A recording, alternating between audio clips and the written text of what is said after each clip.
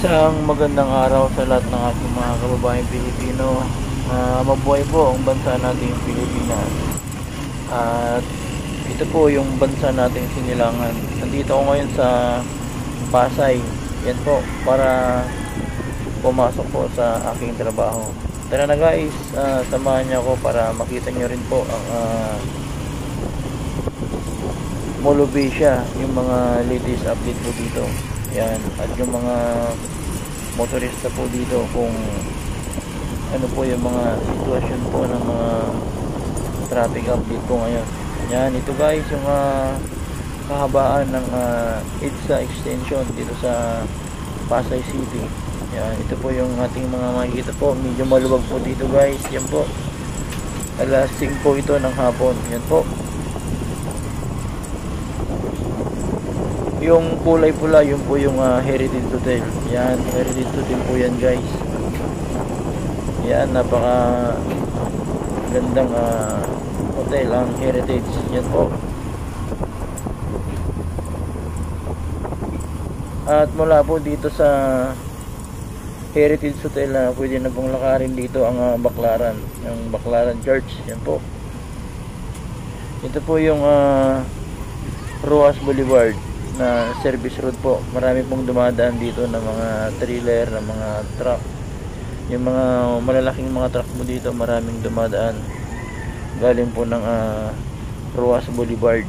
Yan.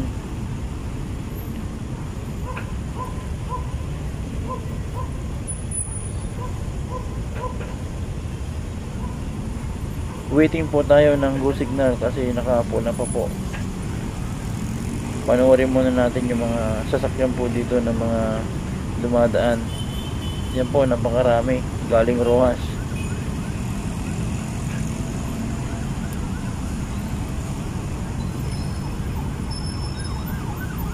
Ayan na po yung malalaking truck.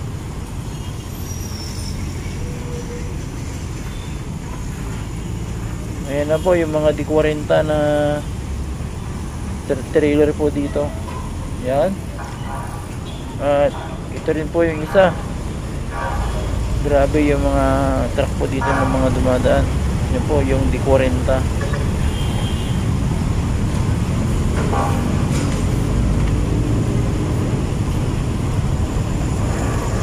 Sa mga hindi pa po familiar dito sa EDSA at gustong mag-drive, panoorin nyo lang po ito para kahit pa paano magkaroon po kayo ng idea yung mga kalsada po dito. Yan po yung Double Dragon na statue po. Yan.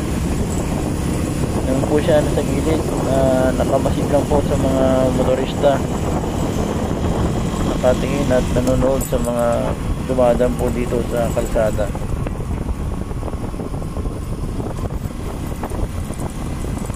Double Dragon.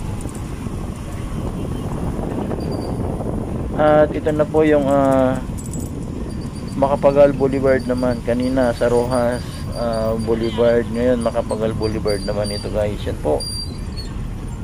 Lapitan po natin sa unahan para mai-video po natin yung mga sasakyan po dito. At makita nyo po yung lugar para makabisado nyo po sa mga hindi pa po nakakapunta dito. Ito po ang Rojas Boulevard po dito sa Pasay. Yan, siguro yung 1 kilometro na lang yung layo dito ng Mall of Asia. Yan. Yan po yung ginagawang building pa po dito, hindi pa patapos ito. Yan po yung mga pagbabago po dito, yung mga building na ginagawa po dito. Yan guys, yung mga kababayan natin dito na nandito sa Macapagal Boulevard ngayong araw.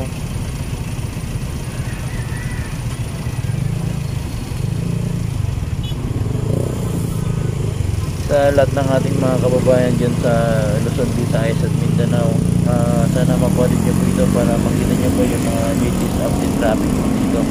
At makabisado po natin yung lugar dito sa Pasay, dito sa Mall of Asia.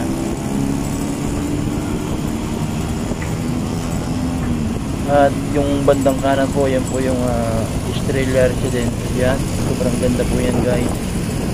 Hindi ko lang halos ma-video kasi yung takbo ng motor mabilis po at maraming nakasunod sa atin, kaya hindi natin mabigyan ng maayos. Yan na po yung globe ng Molovisya guys. At yung bandang kaliwa, doon po ginaganap yung PBA. Yan. Ito po yung ating makikita po dito sa globe.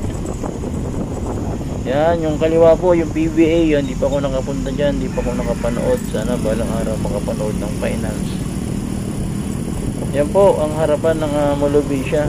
Paikot po yan, pero dito po tayo sa kanan. Yan, kakanan po tayo dahil doon po tayo sa 5 Ecom po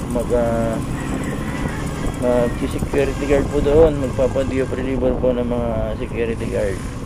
Yan, stop muna po dito guys. Nakapula pa yung stop light. Yan po, yan po yung mga building po dito guys. Yan, may duty free din dito na grocery. Yan po yung mga electric tricycle po na namamasada po dito sa Molovisya. Ayun na po yung kulay puti. Yan po yung 5 Ecom Pacific Tower. Diyan po ako magpapa-diop reliever po ng mga security guard.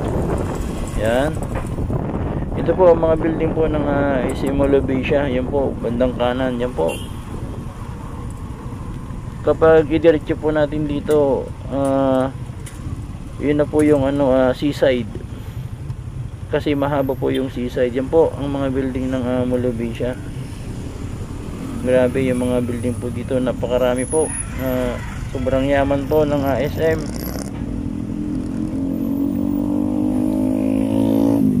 Yan, para mas makita po natin, dahan-dahan lang po. Yan, yan po yung pinagtatrabahoan ko na building, ang 5 Ecom Pacific Tower. 16th floor po yan guys. Yan po, yan lang po yung harapan niya, pero yung side niya at likod halos ganun din yung design ng building. Napakagandang design po ng building po ng 5 Ecom Tower. 1 Ecom hanggang 5 Ecom po yung mga tower po dito, yung mga pangalan po nila.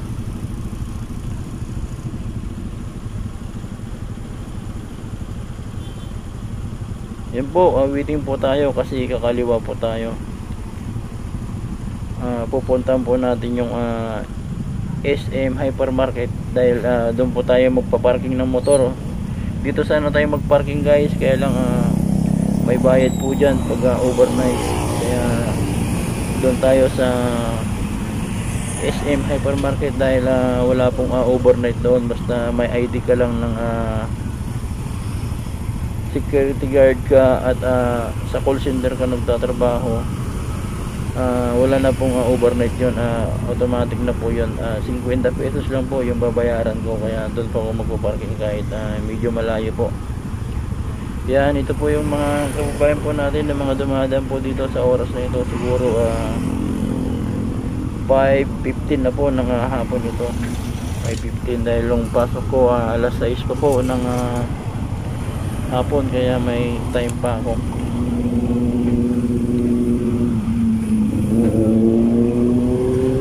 Yan po yung mga jeep, makasaysayan na po ng mga pampasahirong jeepney dito sa Pilipinas. Yan po, kakaliwa na po. Yan po, napakaganda yung hagdanan na yun, yung pataas. Yan po yung 4 Ecom. Yan po ang 5 Ecom. Yan, bali kakaliwa lang po tayo sa banda doon kasi yung pupunta natin yung SM Hypermarket. Yan, samahan nyo ako guys para makita nyo rin po yung parking lot doon. Ito po, kakaliwa na po dito. Yan po yung hagdan na napakaganda, na-vlog ko na po ito. Yan po ang 2 Ecom. 2 Ecom po yan. Pag umakyat ka po sa taas nya, makikita mo yung kabuuan ng seaside. Napakaganda po doon yung view. At ito nga po, nandito lang po yung kaliwa ko, yung 5 Ecom. Yan naman po yung 1 Ecom. Yan, 1 Ecom po yan. Yung kanan po, papunta po yan ng seaside. Malapit na po yung seaside. 500 meters na lang siguro ang layo nito. Yan. Yan po yung Wanicom. Yan yung kanan natin. At ang itong diretso po na building, ito po yung pagpaparkingan ko ng motor. Ang SM Hypermarket. Yan guys, napakaraming tao lagi dito na bumibili dito sa SM Hypermarket. Yan, pagkakanan ka papuntang seaside po yan guys. Lapit na lang seaside dito. Tanaw na po.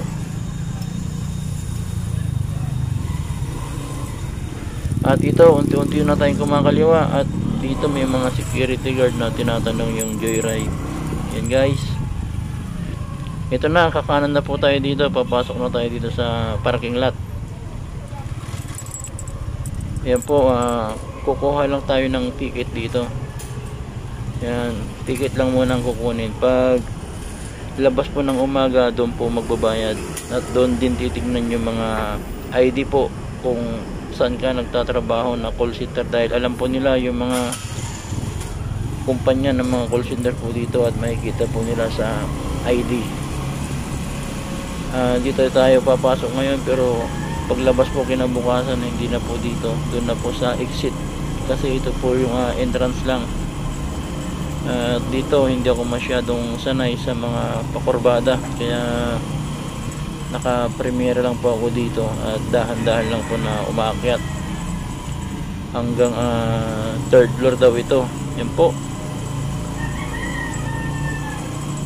At ito na nga po guys yung 3rd floor. Ito po yung parking lot ng SM Hypermarket. Yan, napakalawak po, buong floor. Ito po yung mga 4 wheels na nakaparada po dito na nakaparking, kaya marami tayong mga kababayan dito na dito nagpa-parking na nagtatrabaho, dahil wala pong overnight dito pag sa gabi. Kasi kanina doon sa harapan ng 5-Ecom, kailangan mong iikot yung motor mo doon ng alas 12. Pag inabutan ka ng alas 12, overnight po yun, magbabayad ka ng 250 yata. Sayang din naman yung 250 pesos natin. Yan, at dito po yung space. Yan po. At maraming salamat po sa panonood. Mabuhay po ang bansa nating Pilipinas.